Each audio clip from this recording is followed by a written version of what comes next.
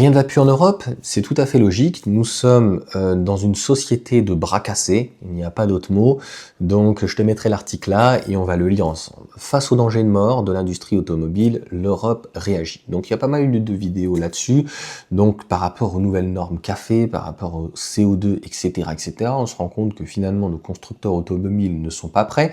Mais on voit bien que tout ce qui est 800 volts, nouvelles charges, nouvelles batteries, batteries LFP, plateformes, etc., vont arriver pour beaucoup en 2026-2027. Donc on essaye de retarder l'échéance, notamment a priori en 2028, ce qui est tout à fait cohérent pour une échéance du fin du thermique en 2035.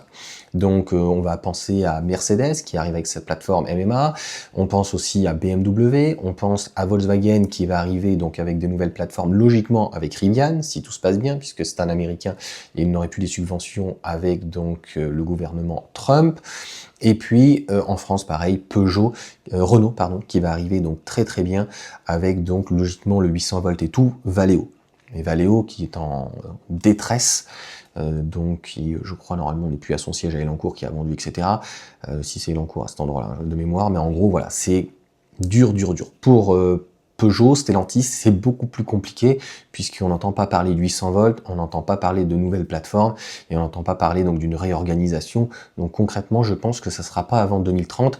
Donc là, le groupe Stellantis, à un moment donné, va se heurter au niveau technologique et notamment des autres constructeurs comme les noms que je viens de citer. Donc là, l'industrie automobile, alors à mon sens, elle n'est pas en danger de mort, comme elle est indiquée.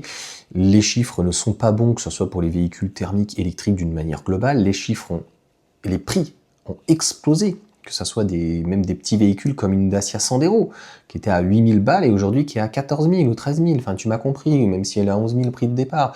3 000 € de plus, des augmentations énormes. Donc, augmentation des prix des véhicules d'une manière globale.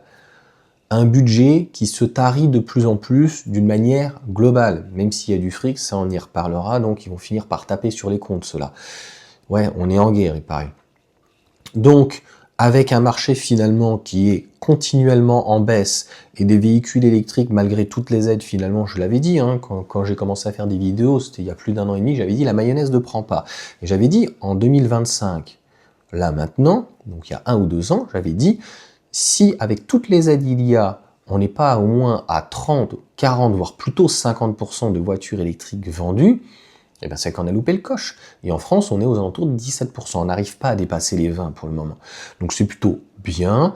En Allemagne, ça repart. En Italie, en Espagne, c'est catastrophique. Et dans les pays nordiques, c'est plutôt bien. Pourquoi ? C'est une question de fric et c'est une question aussi du prix du kilowattheure. Donc en fait, et des médias et de l'éducation et de la culture. Donc à partir du moment aussi où vous avez des médias qui font constamment casser sur la voiture électrique, qui vous expliquent que vous allez tomber en panne, la voiture elle va prendre feu et le kilowattheure ça coûte trop cher, il y a ceci, il y a cela, enfin tu m'auras compris, bah, on en arrive en fait à un désastre économique, peut-être écologique à terme. Donc voilà, c'est plutôt la question qu'il faut se poser, c'est bien beau de reculer, mais est-ce que c'est pour mieux sauter ou si c'est pour tomber dans le ravin?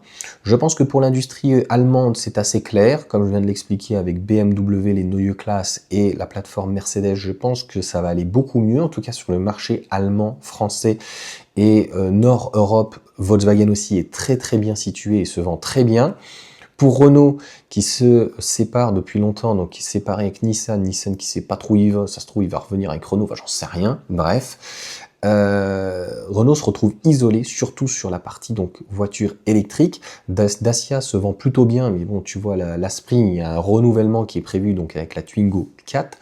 Donc c'est plutôt Renault à terme qui est plus en délicatesse que le groupe Stellantis, même s'il n'y a pas de stratégie entre guillemets aujourd'hui sur le groupe Stellantis a énormément de marques, a énormément en fait de patrimoine, d'usines, donc il a beaucoup plus de marge de main-d'œuvre que un constructeur comme Renault. C'est pour ça que Luca De Meo essaye de jouer sur la nostalgie, essaye de vendre. La stratégie est bonne à court terme, mais est-ce que dans les 10 ans, cette stratégie, elle sera bonne?